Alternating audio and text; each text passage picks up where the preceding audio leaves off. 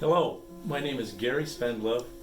I live here at Summit Vista in Maple Point, apartment 314. We have been here for about 3 months now. About 5 years ago, I had an experience in our family where we had one of our sisters-in-law had a aneurysm in her brain. She had to go to a nursing home.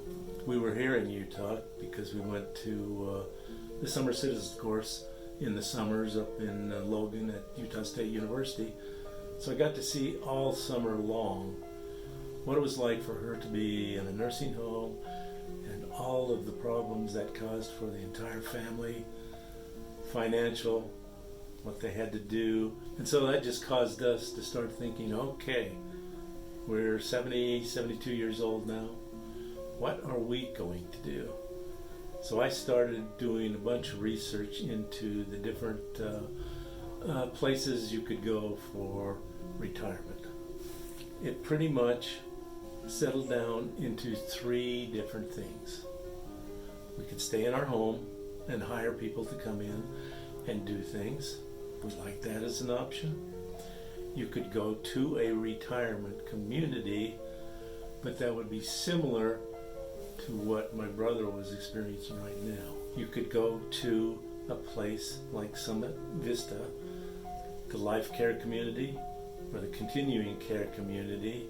We had some experience with that because where we lived in a Del Webb community in Arizona, they were connected to a continuing care community.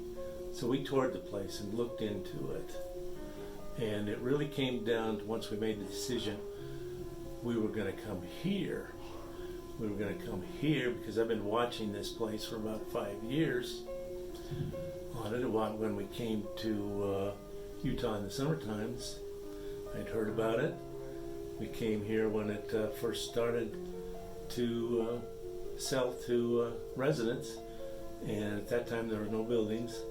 We just talked to the people here, and one thing I was concerned about was who the investors were. I was in Salt Lake for the last 10 years of the 90s, and that's where I retired from. And I happened to know many of the investors here because I dealt with them in the Salt Lake community. And I knew you had a real highbrow operation here with those kind of people behind it. So we said, okay, when the time comes, we'll do it. Well, the first thing that appealed to me was the financial aspect of it. How you put your money down and you had a guarantee of getting some of it back. That was the first one. That wasn't available in the one in Arizona. You could get your money back after 5 years, but that was it. Mm-hmm. Here it doesn't matter what the time is. Second was all the activities here. But what happened once we got here is I realized that I didn't have any of those stresses anymore. It was very comforting to us. We had activities to go to. We had our meals delivered. We had a management team here, or have a management team here, whose only concern is our welfare during a pandemic. And so they've taken very good measures to control the pandemic from not getting here, deliberately looking at what they can open and how they can open it, so that we can participate in the activities they had before. I went to a meeting yesterday. Actually, it was a Zoom meeting. I was on Zoom, and this was like what they call a resident advisory council. They take the suggestions of the residents and they talk to managers about those, and they see which ones can be implemented, which ones can't.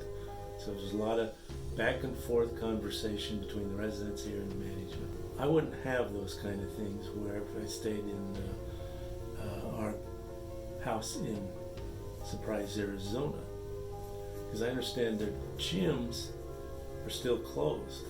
You can't get into them at all. Here, I can get into the gym by appointment. The clubs I was into back there, they're all shut down. Here, the clubs have been shut down, but they're starting to be reopened. with social distancing in mind. And that's very good.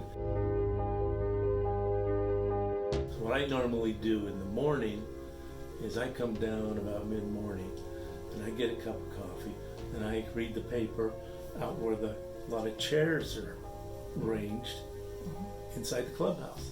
And there's always 2 or 3 people there. We have our masks on, we're social distancing away from each other, but we start talking about what's going on with them and what's going on here and everything like that. I've got to meet a lot of people by just doing that. I sometimes do that in the afternoon also.